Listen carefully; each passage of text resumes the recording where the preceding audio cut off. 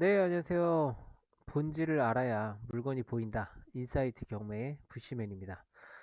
정말 오랜만이죠. 유튜브 방송으로 인사드리는 건 아마 3, 4년 만인 것 같아요.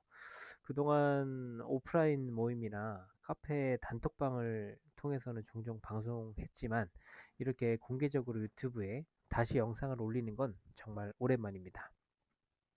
앞으로는 경매 관련 영상을 간간히 올려보려고 해요. 왜냐하면 대세 상승장이 오려면 시간이 조금 더 필요해 보이거든요.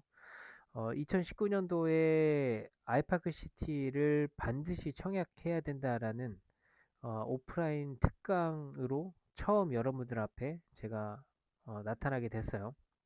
뭐 그때 이후로 우리가 대세 상승장을 겪으면서 뭐 여러 지역을 투자하고 공부하고 이렇게도 했지만 뭐 지금은 이제 서울의 일부 지역을 제외하고 지방 시장은 조정을 받고 있습니다. 그러면 이 조정장에 손을 놓고 있을 거냐? 손을 놓고 있을 수는 없겠죠. 그래서 저는 이제 이 지금이 경매와 채권 시장을 적극적으로 활용할 때라고 생각해요. 뭐 실제로 저도 이제 채권 GPL이나 NPL에서 많은 투자를 진행하고 있고 경매 쪽도 마찬가지로 하고 있습니다.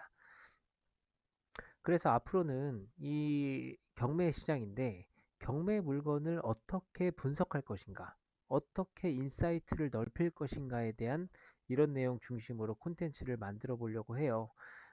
이제 우리 같은 수강생들에게 이 물건을 검토해 보세요, 이 물건을 검토해 보세요 하지만 결국은 이 경매 시장은 남들이 모르는 걸 알아야 돈이 되거든요. 지금 현재 경매 시장은 아파트 입찰자 수를 보시면 기본적으로 두 자릿수예요. 경쟁 진짜 치열하죠. 그럼 이런 상황에서 낙찰받으려면 어떻게 해야 될까요? 무작정 높은 금액을 쓰면 낙찰 받겠죠. 근데 그렇게 하면 수익률이 안 나와요. 왜 이렇게 입찰자가 많냐고요? 그 물건들이 너무 천편일률적으로 쉬워 보이기 때문에요. 누구나 접근할 수 있기 때문이에요. 자, 그럼 질문. 왜 제가 입찰하려고 하는 물건들은 입찰자 수가 한두 명밖에 없을까요? 왜 작년에 추천했던 가장동 아파트는 단독 입찰이었을까요? 이걸 곰곰이 생각해 보면 결국은 답은 하나예요. 물건의 본질을 알아야 된다. 자, 그럼 앞으로 물건의 본질을 어떻게 볼 것인가, 어떻게 분석할 것인가, 이런 것들을 중심으로 이야기해 드릴 거예요. 자, 경매 어렵지 않습니다. 민사집행법과 민법, 이 두 가지가 경매의 출발이거든요. 이 두 가지를 이해하면 정말 경매가 쉬워져요. 게다가 물건에 얽힌 스토리까지 알게 된다면 경매는 더 쉬워지고 훨씬 재밌어져요. 그런데 대부분은 공부 안 하고 바로 뛰어들어요. 선순위 임차인 있네, 대항력 있네, 보증금 인수해야겠네, 얼마 써야겠네, 이런 것만 판단해서 입찰하니까 결국 낙찰을 못 받습니다. 왜? 경쟁이 너무 치열하거든요. 그리고 재미도 없어요. 한 다섯, 여섯 번 입찰했을 때 그 수많은 입찰자들 사이에서 낙찰을 못 받으면 재미가 없습니다. 정말 너무 어렵구나. 그래서 앞으로는 남들이 입찰을 잘 하지 않을 것 같은 물건들을 어떻게 분석하고 저렴하게 사서 비싸게 파는 방법, 이것들을 조금씩 알려드리려고 합니다. 그러면 지금부터 시작해 볼게요. 자, 이제 오늘 우리가 한번 알아볼 물건은요. 2024 타경 10426이에요. 2024 타경 10426입니다. 이거는 대전의 이 중천동에 있는 아파트 물건이고요. 네, 바로 시작할게요. 자, 2024 타경 10426인데 여기 이제 대항력이 있는 임차인이라고 돼 있어요. 제가 포인터를 좀 쓸게요. 대항력이 있는 임차인이라고 돼 있고 공시가 1억에서 2억이죠. 지난주에 그 부동산 정책 발표가 있었죠. 공시가 2억 이하까지 취득세 중과를 면제하겠다라는 거예요. 그러면 거기에 딱 들어가는 물건이에요. 다주택자라도 취득세가 중과받지 않는 물건이죠. 자, 이게 보시면 제가 이제 개인정보 때문에 좀 가렸는데, 그 16평형이고요. 16평형의 감정가는 2억 4,800 정도 됩니다. 그리고 소유자는 윤땡땡 봉씨로 돼 있어요. 네, 개인정보 때문에 제가 이 부분을 좀 가렸습니다. 네, 개인정보가 이제 민감한 상황이기 때문에. 그리고 이제 채권자는 대전 충남 우유농협이에요. 자, 그러면 이제 소유자 윤땡봉 씨가 그 대전 충남 우유농협의 채무를 갚지 못해서 이 농협에서 경매를 개시시킨 거죠. 네. 그리고 감정가는 2억 4,800이다. 입찰기일은 이제 4월 30일 다음 주인데 여기서는 낙찰될 리는 사실 없습니다. 네. 그리고 이제 2차나 어, 3차까지도 갈 수 있다고 보는데 모르겠네요. 제가 요걸 얘기해서 2차에서 낙찰될지 안 될지 이건 뭐 퀘스천 마크지만 아무튼 이 물건을 제가 입찰하라는 게 아니고 이 물건을 어떻게 분석해야 되냐에 대한 걸 여러분들께 알려드리려고 하는 거예요. 자, 그러면 보시면 자, 임대차 현황이에요. 임대차 현황인데 앞에 그 채무자가 윤땡 봉씨였잖아요. 윤땡 봉씨였는데 채무자랑 임차인이랑 서로 이름이 다릅니다. 채무자랑 임차인이랑 서로 이름이 다르다. 무슨 얘기냐면 집주인과 임차인과 서로 이름이 달라요. 여러분들이 이 물건을 들어가 보시면 예, 이름을 아시겠지만 채무자와 집주인과 이름이 다르다. 근데 이제 성씨가 똑같아요. 같은 성씨고 돌림자를 쓰는 것 같아요. 돌림자를 쓰는 것 같으니까 여러분이 이 물건을 한번 열어보세요. 열어보시면 앞에 이제 성씨와 뒤에 이제 이름이 이제 세 글자가 있잖아요. 이 성씨와 이름이 세 글자가 있는데 요것과 요것이 동일합니다. 그러니까 소유자와 임차인이 동일해요. 그렇다면은 우리는 이렇게 만약에 임차인이 있고 소유자와 이름이 비슷하다, 성씨가 비슷하다 하면 첫 번째는 가족이라는 걸 상상해야 됩니다. 가족을 상상해야 돼요. 자, 임차인이 가족일 수 있구나라는 걸 이제 상상하고 시작해야 되는데, 전입이 1989년도에 이고 보증금이 7천만 원이에요. 그러니까 1989년도에 7천만 원의 보증금을 내고 이 집에 임차를 하고 있다고 합니다. 뭐 그럴 수 있죠. 네, 그럴 수 있어요. 그러면 이제 89년도에 7천만 원의 보증금을 내고 임차를 했는데 밑에 이제 건물의 등기부등본을 보면 등기부등본은 사실 우리 이 경매에 있어서 가장 중요한 것들인데 이 등기부등본을 확인해야겠죠. 보면 소유자는 아까 앞에서 봤던 윤석땡 씨인데 상속을 받았네요. 네, 상속을 받아서 이제 상속을 받아서 이 아파트 소유권을 취득을 했고, 그 다음에 이제 근저당권을 대전 충남 우유농협에서 채권 최고액 1억 1280만 원, 그리고 두 번째 근저당을 페퍼저축은행에서 1억 6440만 원, 네, 요렇게 설정을 했어요. 요렇게 설정을 했고, 그 다음에 이제 가압류, 압류, 가압류, 다음 임의경매를 했는데, 여기서 이제 말소기준 등기는 당연히 요 근저당이 되겠죠. 예, 근저당 말소기준 권리 이후는 다 소멸이에요. 자, 그러면 우리가 이것만 딱 보고 이곳에 입찰할 게 아니라, 자, 이거를 등기부를 다시 한번 우리가 입찰에 맞춰서 등기부를 다시 짜봐야 돼요. 그러니까 이 경매 정보지는 등기부 등본에 있는 내용을 긁어오는 거거든요.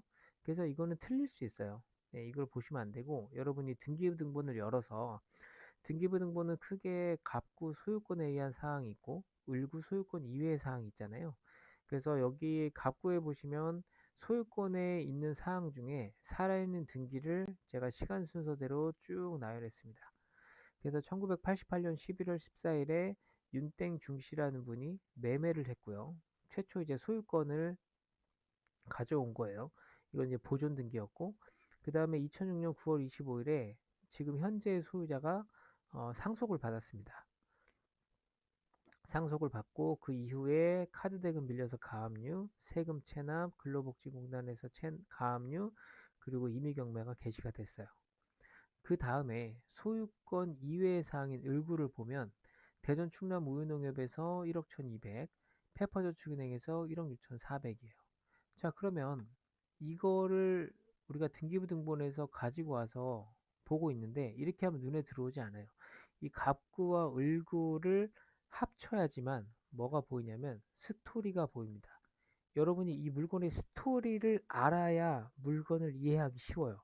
그냥 겉면으로 이 물건을 딱 보고 이 물건은 선순위 임차인이 있는 물건이네가 아니라 이 물건이 어떻게 경매까지 오게 됐냐를 알아야 됩니다. 그 스토리를 알려면 이 갑구와 을구를 합쳐야 됩니다. 어떻게? 시간 순서대로.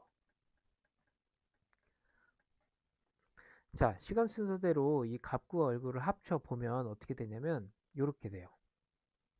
입찰용 등기부인데 이 갑구와 을구를 합쳤죠. 합쳤으면 이제 여러분의 이 물건의 스토리를 상상할 수 있어요. 자, 보세요. 맨 처음 1988년도에 소유권 이전됐습니다. 이건 보존 등기예요. 보존 등기는 이 건물의 등기를 처음 쳤다라는 거예요. 그래서 윤땡중 씨가 건물을 처음 보존, 즉 분양받은 거고 그 뒤에 2006년도 9월 25일에 윤땡봉 씨, 현재의 소유자 겸 채무자죠. 현재의 소유자가 이 물건을 상속받았습니다. 상속받은 다음에 21년도 4월 21일에 근저당권을 설정했고요. 11월 19일에 또 근저당을 설정했어요. 어, 그 이후에 카드 대금 미납되고 이제 경매까지 왔는데 자, 이 상상해 보세요. 정리해 보겠습니다. 처음 이 아파트를 분양받은 사람이 있었어요. 분양받은 사람이 1988년도에 분양을 받았고 그 이후에 자녀나 형제에게 2006년도에 상속을 시켜줬습니다. 상속을 시켜줄 때까지 이 건물에 대출은 하나도 없었어요. 근데 상속 받으신 분이 2006년도에 상속을 받았는데 어떤 연유에선지 2021년도에 두 차례에 걸쳐 이 아파트에서 담보대출을 받았습니다. 돈이 필요하셨겠죠. 담보대출을 받았는데 이 담보대출로도 안 돼서 2021년도에 카드 대금 미납, 세금 미납 등등으로 빚을 갚지 못했고 경매에 들어왔어요. 자, 한마디로 정리하면 아파트가 있었고 그 아파트에 최초 살던 분이 자식으로 추정되는 분에게 상속을 했고 상속받은 사람이 어, 자금이 필요해서 아파트 담보대출을 받았는데 이걸 갚지 못했다. 이런 스토리예요. 이해되셨죠? 이 스토리를 알고 나서 이제 이걸 시간 순서대로 나열해 보면 자, 88년도에 윤땡중 씨가 보존 등기를 쳤고 89년도 12월 7일에 전입 신고를 했습니다. 이 경매 물건의 전입 신고, 현재 이제 임차인이죠. 현재 임차인이 전입 신고를 하고 그 다음에 상속을 받았어요. 현재 소유자가. 자, 그 다음에 상속받은 후에 자금이 필요해서 근저당을 잡고 가압류, 압류, 가압류인데 자, 우리가 경매에서 중요한 게 이제 말소 기준 등기잖아요. 말소 기준 등기 이후로는 이제 모두 소멸하는 건데 말소 기준 등기는 가장 빠른 근저당입니다. 여기서는. 그럼 이 근저당 뒤에 권리들은 다 나머지 소멸해요. 말소 기준 등기 이후로는 왜 소멸하는지 아세요? 네, 이것까지 말하면 너무 길어지니까 저희 이제 초급 강의에서는 했는데 말소 기준 등기에서는 왜 말소 기준 등기 이후에 권리는 소멸하는가? 이런 것도 안 배우시잖아요, 사실은. 그러니까 이해가 안 되는 거예요. 왜 말소 기준 등기지? 아, 근저당은 말소 기준 등기구나. 이렇게만 생각하면 어, 다른 말소 기준 등기가 나올 때 해석이 안 됩니다. 근데 말소 기준 등기가 뭔지 아시려면 채권과 물건이 뭔지를 또 알아야 돼요. 뭐 이렇게 깊이 들어가야 되니까 오늘은 이제 그 부분을 생략하기로 하고 자 어찌됐건 자 윤땡중 씨가 보존 등기를 쳤고 임차인이 전입 신고를 했고 그 다음에 상속을 받고 말소 기준 등기가 됐는데 자 그럼 여기서 이제 중요한 건 뭐죠? 중요한 거는 이 말소기준 등기, 말소기준, 한번 지우겠습니다. 한번 지우고, 말소기준 등기 요 기존의 이전은 인수해야 되죠. 이후는 소멸해야 되죠. 그러면 이 이후의 권리들은 내가 상관할 필요가 없어요. 근데 이 이전에 인수를 해야 되는 권리 중에 임차인이 전입신고가 있어요. 그리고 아까 물건에서 어떻게 됐죠? 임차인이 보증금이 7천만 원이에요. 그러면 이 임차인이 지금 배당 신고를 하고 확정일자는 없는데 내가 만약에 이 물건을 낙찰받게 되면 나의 지위는 여기로 가게 되거든요. 낙찰자의 지위가. 그럼 이 물건을 낙찰받게 되면 내가 이 7천만 원을 어떻게 해야 됩니까? 인수해야 되죠. 내가 7천만 원을 인수해야 되기 때문에 7천만 원보다 더 낙찰 금액을 적게 써야 돼요. 맞죠? 원래 이 물건의 가치가 1억인데 아무런 권리가 없으면 내가 1억을 쓰면 돼요. 근데 내가 이 물건을 내가 낙찰 받았을 때 앞에 7천만 원을 내가 물어줘야 돼. 그러면 내가 1억을 쓰면 돼요. 1억을 쓰면 7천만 원을 물어주면 1억 7천이잖아요. 그래서 그럴 때는 내가 1억을 쓰는 게 아니라 물어줄 7천만 원을 생각해서 3천만 원을 써야 되는 거예요. 맞죠? 그러면은 이 물건이 감정가가 2억 4,800인데 내가 뭐 이 물건의 낙찰가를 예를 들어서 내가 1.5억이라고 가정합시다. 이 물건의 시세, 팔 수 있는 가격이 1억 5천이에요. 그러면 원래라면 1억 5천을 쓰겠지만 이 앞에 선순위 임차인이 얼마가 있죠? 7천만 원 있죠? 그러면 나는 1억 5천에서 7천만 원을 뺀 8천만 원을 써야지만 이 물건을 이제 온전히 제값에 산 거예요. 자, 그런데 다른 사람들은 이 물건을 8천만 원이라고 8천만 원에 써야 된다고 생각할 텐데 이 물건이 실제 이 7천만 원 인수되는 권리가 아니라면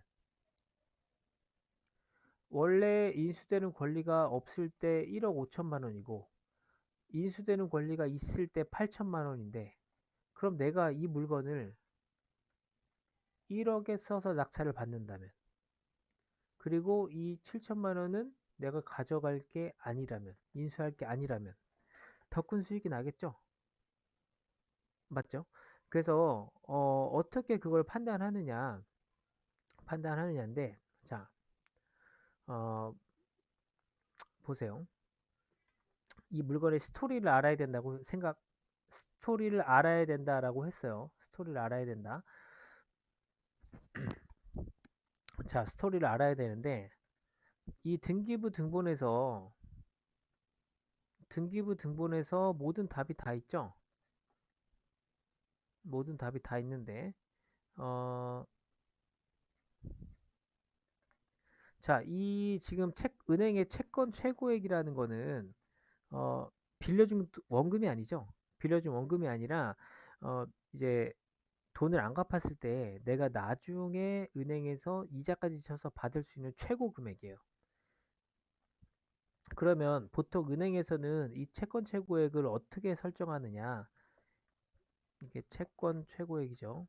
채권 최고액인데 채권 최고액을 어떻게 설정하냐면 이거는 보통 원금의 120% 또는 130%를 설정합니다.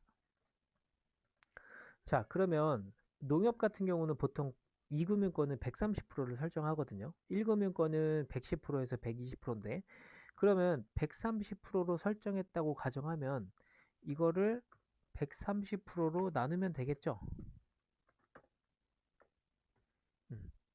자, 나눴는데 보세요. 어, 나눴는데 금액이 100% 떨어지지 않아요. 무슨 얘기냐? 은행에서 대출 실행시켜 드리겠습니다. 130% 잡았습니다 했을 때 원금이 8,676만 9,230원을 빌려줬겠습니까? 아니겠죠. 예. 그러면 이건 130%가 아니라는 거예요. 그러면 이거를 120%로 바꿔보겠습니다. 9,400만 원. 이해되세요? 예. 이렇게 하면 채권 원금을 추론할 수 있어요. 110%도 해볼까요? 1억 254만 5,455원. 아, 예. 돈을 빌려줄게요. 1억 254만 5,455원. 이 아니겠죠? 예, 이거의 채권 원금은 네, 9,400만 원이에요. 그리고 페퍼저축은행도 마찬가지. 120%로 했을 때 1억 3,700만 원이에요.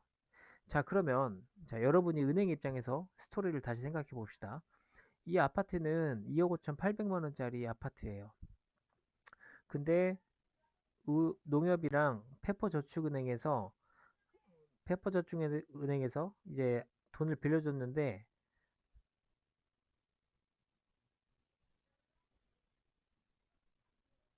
네, 죄송합니다. 네, 돈을 빌려줬는데 채권의 원금, 그러니까 돈을 빌려준 원금이 총 얼마냐면 이 두 개를 더하면 되겠죠?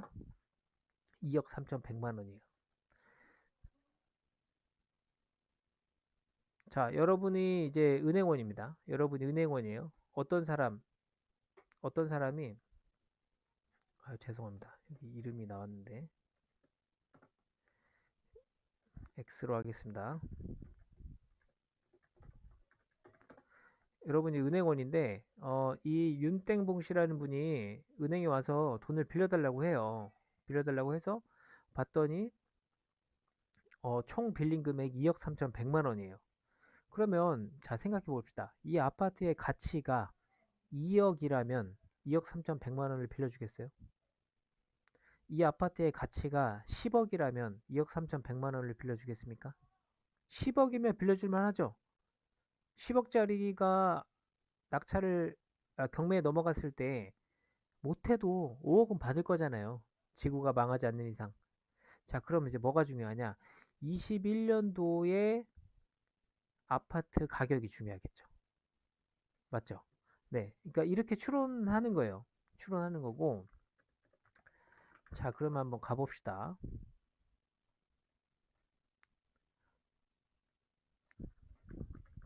중촌동 10-3이에요. 중촌동 10-3은 중촌동 현대아파트 옆에 있는 중촌 시형 아파트죠. 그러니까 요즘에 경매하기 왜 이렇게 좋은 환경이냐면 내부 부동산 가면 시세가 다 나와요. 그쵸? 자, 보시면 2021년도 4월이랑 11월에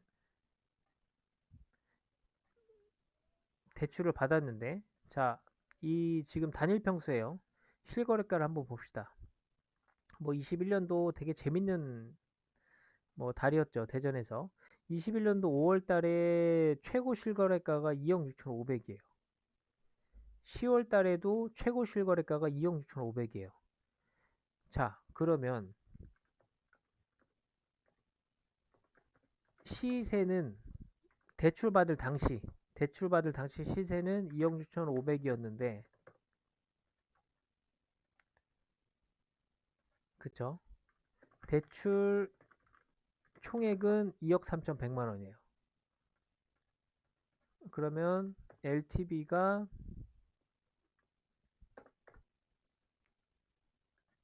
87% 정도 되네요. 뭐 방빼기 하고라도 거의 맥스치로 대출을 받은 건데. 자, 그러면 이제 여기서 판단을 해야 되겠죠. 자, 은행은 바보입니까? 은행이 바보가 아니죠? 은행이 바보가 아니에요. 자, 여기서 이 은행에서 빌려준 원금이 9,400, 1억 3,700이에요. 0.94억이라고 하겠습니다. 0.94억이고 1.37억이에요. 이 두 개를 합치면 2억 2.31억이에요. 예, 대출 총액이. 그리고 시세가 얼마였죠? 그 당시 시세가 2.56억이에요. 자, 그러면 시세가 2억 6,500이고 그리고 대출 총액이 2억 3,100만 원인데 그러면 이 은행에서 대출 받을 당시 이 앞에 임차인이 0.7억에 임차 보증금이 있다는 걸 알았다면 이만큼 대출해 줬을까요?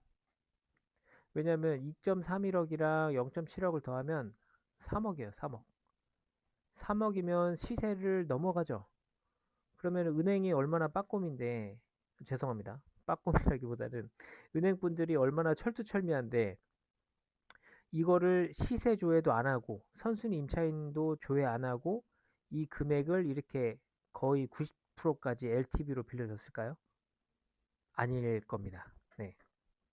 그래서 이 임차인은 가짜일 확률이 높아요. 근데 이분들을 비난할 수는 없어요. 저라도 이렇게 할 수도 있을 것 같아요. 제 집이 경매로 넘어갔고 단돈 얼마라도 더 건지려면 이렇게 할 수밖에 없지 않을까 싶어요. 그래서 이 사람들을 이제 어, 비난하는 건 아니고 뭐 상황이 이렇다 보니까 이럴 수밖에 없지 않았을까 뭐 싶습니다. 자, 그럼 이제 우리가 해야 할 일은 뭐죠? 이분이 진짜 임차인인가? 이분이 이 7천만 원을 정말로 인수를 해야 되는 진짜 임차 보증금인가를 판단하면 됩니다. 맞죠? 네. 그래서 네. 이런 것들을 이제 간간히 소개해 드리려고 해요. 근데 제 유튜브만 믿고 여러분이 이걸 투자하시면 안 되는 게 여러분 이제 뭘 하셔야 되냐면 페퍼저축은행과 농협과 실제 임차인과 발품을 팔아서 이게 진짜인지 아닌지를 판단해야 돼요. 이게 임장이에요, 여러분. 임장 가서 아파트 가격 보고 뭐 관리비 얼마 밀려 있는지 보고 뭐 물론 하나의 좋은 활동이지만 아파트 가격, 시세, 인터넷에 네이버 부동산 들어가 보고 부동산 주변에 전화 5건만 돌려도 바로 나옵니다. 그걸 아는 게 임장이 아니라 이런 이 임차인이 진짜 임차인인가? 어떻게 출구를 짜야 되지? 이런 것들을 활용하는 게 진짜 임장입니다. 그리고 이것들을 활용해야지만 여러분이 남들처럼 10명이 입찰하는 물건을 보는 게 아니라 1명 혹은 2명, 많아야 3명 입찰하는 물건을 입찰해서 낙찰받고 더 큰 수익을 낼 수 있는 거예요. 아시겠죠? 네, 오늘은 뭐 간단하게 여기까지만 하겠습니다. 대전에 이제 경매 물건 2024 타경 10426번을 한번 알아봤고요. 뭐 짧게 하려고 해도 하나 하는데 시간이 굉장히 오래 걸리네요. 예. 뭐 어찌됐건 그 경매에 관심 있으신 분들 경매 물론 좋아요. 좋은 어떤 투자 활동이고 이 좋은 투자 활동을 잘 정석대로 배워서 정말 재밌는 경매 하시길 바라겠습니다. 네, 오늘은 뭐 간단하게 물건 하나 요거 중촌동 아파트 한번 알아봤습니다. 네, 뭐 오늘 들어주셔서 감사하고요. 뭐 구독과 좋아요 부탁드리고 앞으로도 이제 종종 이런 물건들을 어, 한번 가져와 보겠습니다. 네. 네, 감사합니다. 그 본질을 알아야 물건이 보인다. 네, 인사이트 경매의 부시맨이었습니다. 네, 감사합니다.